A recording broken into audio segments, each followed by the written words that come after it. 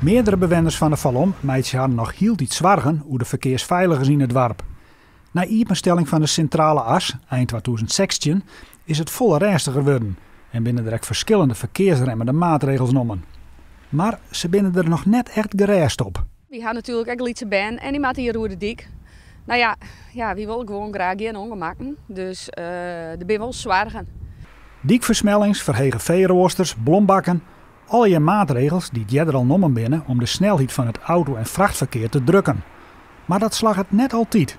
Als het gewoon vrij is, dan rieden ze ook weer de hut. Dus ja, het is ook van de meesten gewoon. De meesten moeten zelf realiseren dat we gewoon een Liets dorpje binnen.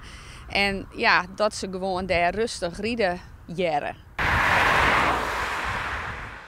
De gemeente Dantumadiel jouwt dat er per dag meer verkeer door de Valom komt dan je de tocht waard. Los nog van de tijdelijke werkzaamheden onder centrale as. Vraag is wat dat budget voor het dorp. Het is naar de 600 aan, maar het is ongeveer op dit moment 1200. En wat budget dat voor de trongang, dat het je dan gevaarlijker is of valt dat daar?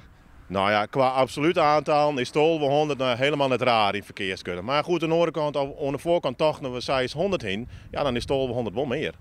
Zwargen binnen er nogal over het stikdik tussen Broeksterwaard en de entree van de Valom. Daar wordt vaak nog flink gas jong. Nou ja, als bijvoorbeeld van een woord de Valom inkomst, nou ja, daar staat alleen maar één wegversmalling. Nou ja, dan denken ze van ja, we kunnen daar nog wel even wat sneller terugin. Dus dan rieden ze daar toch wel weer harder dan bijvoorbeeld op dit stukje.